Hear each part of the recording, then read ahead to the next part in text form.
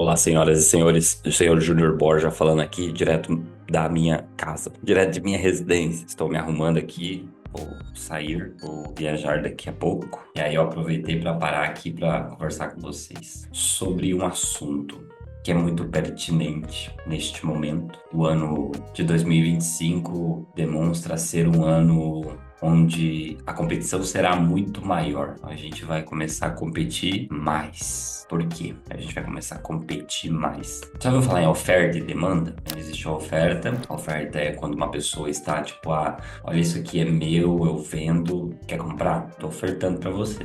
Oferta. E a demanda é o número de pessoas procurando este produto, né? Então, em determinados momentos da economia, certas demandas aumentam. Um exemplo de demanda muito forte, né? Existe uma demanda muito grande por petróleo, né? Então, por quê? Porque o petróleo ele é utilizado na indústria e a gente consome muitos produtos que não são necessariamente alimentares, né? E a gente precisa disso no dia a dia. Sacolinha plástica, cano, cimento, combustível, óleos, equipamentos, ferro e várias outras coisas que o petróleo é a matéria utilizada para isso poder acontecer, né? E quando não existe muita pessoa vendendo petróleo ou quando a quantidade de petróleo disponível cai muito, automaticamente o preço do petróleo começa a aumentar.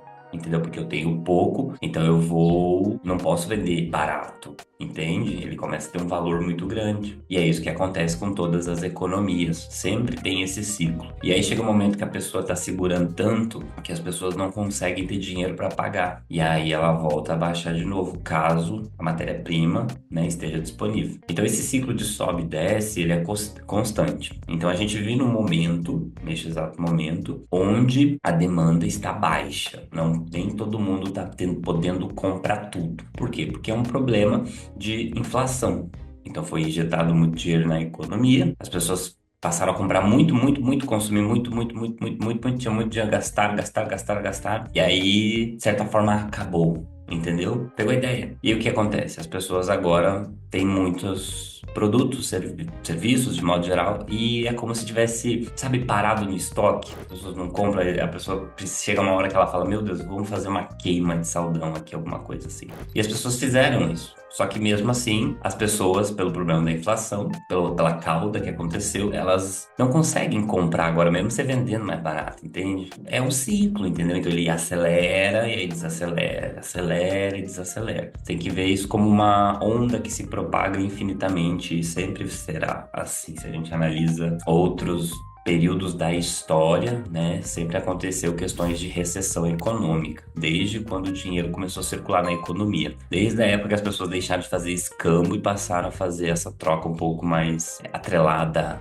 à entidade dinheiro, né, que todo mundo gosta. E isso influencia muito na nossa vida profissional quando a gente é o tipo de pessoa que está na posição de ofertador, né? Nós ofertamos os nossos produtos e os nossos serviços. E a gente também precisa consumir, entendeu? Mas para que nós possamos consumir, primeiro a gente precisa dar um jeito de conseguir o dinheiro, entende? Então a gente é empreendedor, a gente não é assalariado. E a gente precisa daquelas pessoas que estejam disponíveis a pagar. Então, quando eu falo sobre a competição aumentar, é isso. Eu vou precisar trabalhar mais para convencer as pessoas a comprarem de mim. E aí a gente percebe que eu posso ter um excelente posicionamento de marca, eu posso ter uma percepção de valor agregado muito alto. O que é percepção de valor de marca? Só para que você entenda, caso você esteja começando a querer aprender mais sobre venda, gestão e marketing, por exemplo. Valor percebido de marca é quando você olha para um determinado produto, você sabe que ele é caro, mas além de saber que ele é caro, você acredita que vale a pena.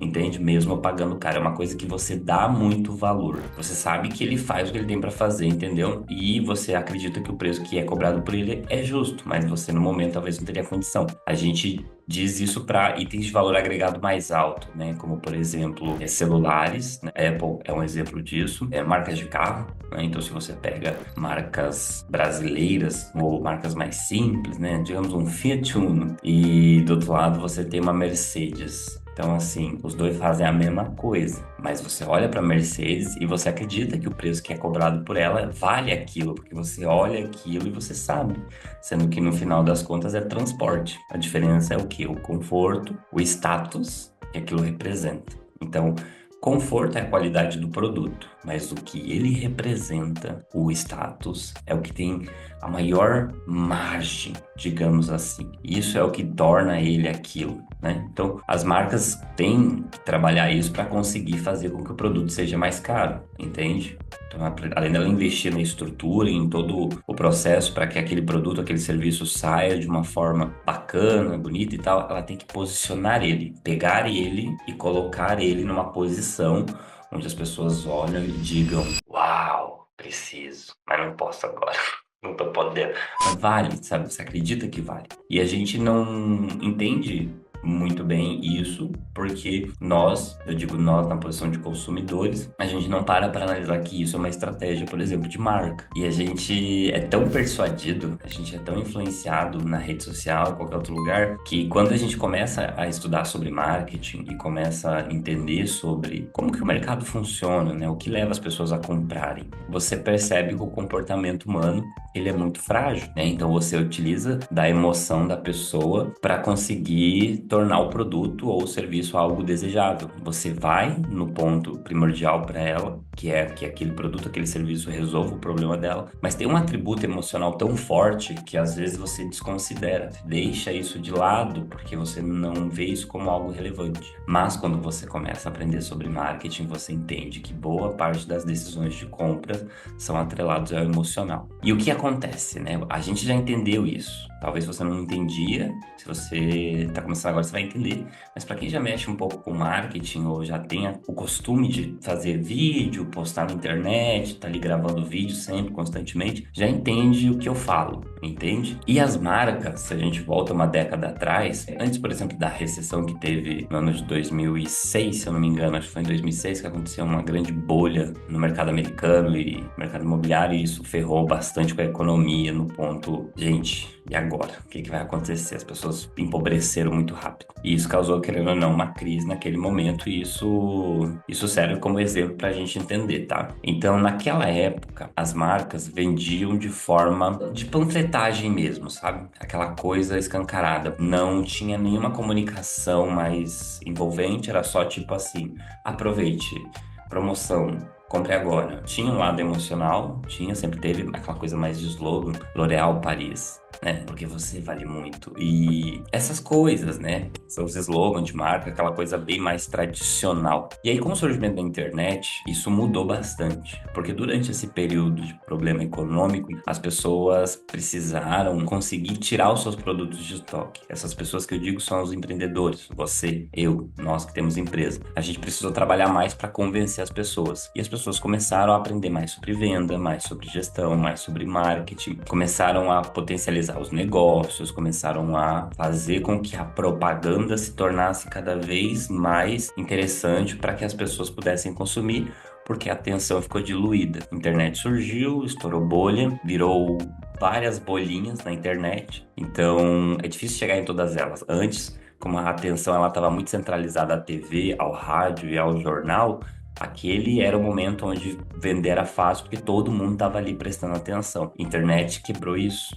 E aí a atenção se espalhou. Então é difícil para as marcas conseguir aparecer para todo mundo hoje em dia, entendeu? De uma forma interessante. Ela consegue até fazer um tráfego pago e tal, mas o que que aconteceu? As pessoas começaram a ficar mais seletivas para dar a atenção dela para algumas pessoas. E aí agora, entende? Para você fazer uma pessoa prestar atenção no seu produto, no seu serviço, é um desafio, além do problema econômico, onde a pessoa talvez não tenha tanto dinheiro assim disponível no momento para comprar. Então você não tem atenção e você tem uma pessoa com perfil onde talvez ela não possa comprar o seu produto, o seu serviço. Então você vai ter que trabalhar muito mais como marqueteiro do que uma empresa ou pessoa trabalhava nos anos 2000, porque hoje o comportamento de consumo ele está muito atrelado à influência de uma pessoa, senso de pertencimento, que é o que a gente colocaria como comunidade, tipo, eu faço parte disso, e aquela coisa da autoridade, sabe? Tipo, ah, é verdade isso. Então você percebe que você junta esses elementos atrelado com um pouquinho ali de status, que hoje em dia já é um pouco diferente, mas as pessoas ainda têm essa coisa do status. Então, para você fazer isso, é um desafio muito grande. Você precisa ser muito criativo. E aí, o que aconteceu? As pessoas passaram a ser muito mais criativa para poder vender. E quem não entendeu isso, continuou fazendo a sua panfletagem, né? Continuou panfletando, continuou falando, galera, compra de mim, entendeu? Eu paguei um, leve dois. Então, isso prova como o comportamento das pessoas muda a cada ciclo da economia, porque o marketing muda. Então, o comportamento de consumo, ele está muito atrelado à forma que o marketing é feito, né? E o marketing começou a ficar diferente, ele começou a ficar mais simples. Só que são as pessoas que complicam, né? Principalmente os produtores. Porque ela começou a ficar mais simples de fato, até no ponto de qualidade de material. Então hoje, se você faz uma super produção, com uma super câmera, com iluminação, microfone, áudio,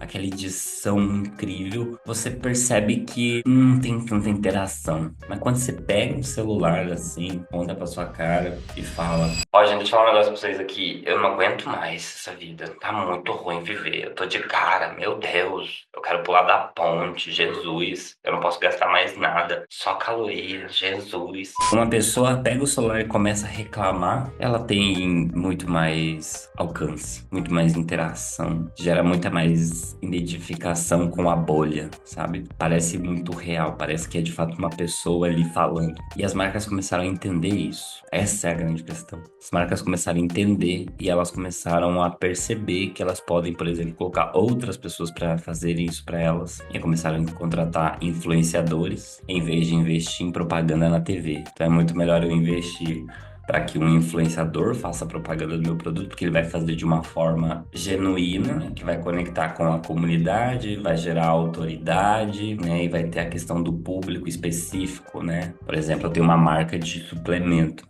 É muito mais interessante eu pagar para uma influenciadora fitness que tem 1 milhão de seguidores, 100 mil reais para ela fazer uma publicidade para mim, do que investir isso para produzir vídeos de comerciais de televisão. Percebe? Por isso que a competição ela vai aumentar muito, porque agora as marcas estão começando a fazer isso. Ou seja, a marca já entendeu que ela compete com você, porque você talvez não tinha percebido que você competia com a marca. Porque o jogo é o jogo da atenção. Quem vai prestar atenção na gente? Por isso que a produção de conteúdo, ela é o combustível. Se a gente fosse falar em economia, né, seria o petróleo. Seria a matéria-prima mais importante para que as pessoas pudessem vender. Então as pessoas precisam da produção de conteúdo para conseguir aparecer hoje de uma forma contemporânea. Contemporânea é o estado presente, é o que acontece hoje, é o comportamento desta época. Isso é contemporâneo. A produção de conteúdo é o petróleo da nova forma das pessoas comprarem e venderem. Se você não conseguir isso, você vai desaparecer. Não tem outra palavra. Na verdade, assim, nem desaparecer. Você vai ser ignorado, que é o mais triste de tudo. Você desaparece, ninguém lembra que você existe, mas ignorado é tipo ignorado. Ah, chato, não sei o quê. Entende? Então, por isso é muito importante que a gente traga isso para uma situação onde a gente consiga de fato fazer isso, manter isso, entendeu? Então, por exemplo, hoje eu estou aqui gravando um vídeo, estou produzindo conteúdo. À tarde, eu tenho que ir para minha empresa, eu preciso ir lá para o pet shop gravar conteúdo. Porque eu utilizo o pet shop para produzir material para vender o meu outro produto, que é uma marca de cosmético que eu lancei. Então eu tenho que ir lá produzir conteúdo com cachorro para vender o cosmético profissional para profissionais da área de banho e tosa. E nesse momento eu já vou aproveitar esse mesmo cachorro para gravar conteúdo para minha outra empresa, que é uma escola online de banho e tosa, onde eu ensino as pessoas como que tosa cachorro, entendeu? Porque eu, ao longo do tempo, fui entendendo que eu precisava diversificar minha produção de conteúdo para investir em outros negócios. Então, o meu investimento, no final das contas, ao longo da minha vida, foi produzindo conteúdo. Por isso que eu te falo isso com muita precisão, muita clareza, muita certeza e muita objetividade, porque, de fato, a partir do momento que você aprende a produzir conteúdo, é muito mais fácil vender. É muito complicado quando eu converso com algum mentorado, porque eu também tenho uma empresa de mentoria, entendeu? Então você percebe que tudo eu construí nas costas da produção de conteúdo, não é nem da internet internet, antes eu falava internet, mas agora eu percebo que é produção de conteúdo, é ser produtor, né? Virar produtor da sua própria marca, virar um influenciador. Isso é muito relevante, é muito importante e é algo indiscutível. A gente não pode nem dar o ar para pensar que isso não é necessário, entendeu? Porque ele sempre vai ser. O que não é necessário é que você faça. Né? Você não precisa fazer, você pode contratar alguém que faça, entende? Mas aí você vai ter que ter grana, desembolsar. E se você for fazer por conta própria, é de graça. É de graça. Absurdamente bizarro. Louco isso. Então é muito importante você ter essa clareza que vai ganhar o jogo quem investir mais para ter clientes. Basicamente é isso que eu precisava falar para você, tá bom? Aprenda. Entendeu? Se você não aprender, você vai se arrepender. É que nem inglês, né? Lá na escola tinha aula de inglês, porque as pessoas queriam que a gente aprendesse inglês, porque falavam que aprender inglês era importante, a gente tava cagando pro inglês, entende? E aí o tempo passou e hoje a gente percebe que se a gente falasse inglês, a gente poderia fazer negócios em dólar, percebe? Se bem que hoje em dia tem inteligência artificial, então é outra história. A gente pode conversar sobre isso um dia. Um beijo e até mais.